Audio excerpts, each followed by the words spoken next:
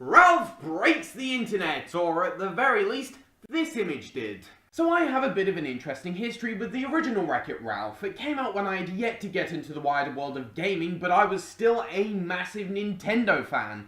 So when I saw the film and it wasn't really focused on the characters and references I recognised, I found it disappointing. But with a sequel inbound and having become a bigger fan of both video games and movies, I decided to give it a rewatch to see if I had simply misjudged it.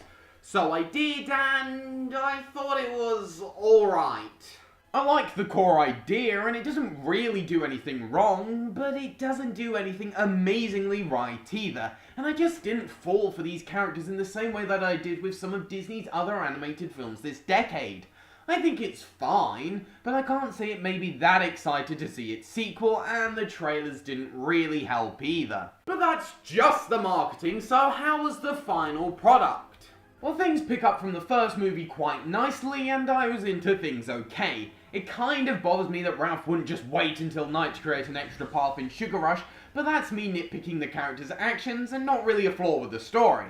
Anyway, the film leads us to the internet fairly quickly, and this was the aspect of the marketing that I think rubbed people the wrong way, because it looked a bit gimmicky? Oh, I don't know, and it's hard to pinpoint for definite after seeing the movie, as this is the point where things get really good. The bland supporting characters from the first are left behind, and we're almost immediately plunged into more interesting and frankly hilarious territory. The world developed in the first movie was cool, but it wasn't focused on enough, with all the attention devoted to the okay characters. A lot of the second act here is about the internet, and some of the ideas presented are absolutely genius in a naturally clever way. They land seamlessly.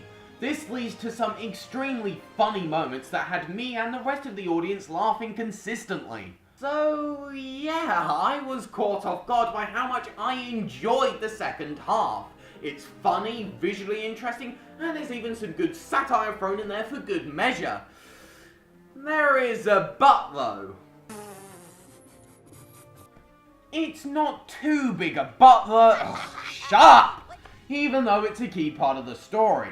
I liked the main duo more this time around because they're interacting with a more interesting world, yet when the third act tries to bring in an emotional undercurrent, the plot kind of lost me. It wasn't too bad, I was still marginally entertained, but I do wish that the movie had just remained a fun blockbuster, as the second act is easily the peak of the film. But judging by the few sniffers I had in my screening, the emotional beats will hit for some people, but I think because I didn't feel too much for the characters in the first movie, it lacked the effect here too, even though I did like them this go around. But hey, what the film gets right is reason alone to recommend the movie, and I did come out having been pleasantly surprised.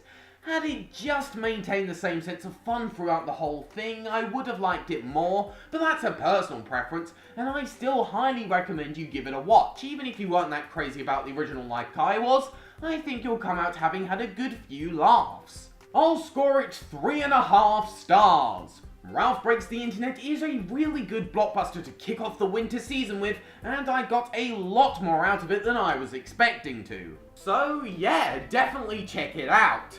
But in the meantime, thank you very much for watching. I hope you enjoyed. Leave a like, subscribe to all that good stuff. And even though I've uploaded a fair few movie reviews recently and will continue to do so for a little while, check the link in the description for a look at my account on film social media site Letterboxd for more of my movie opinions. And I'll see you all next time. Goodbye.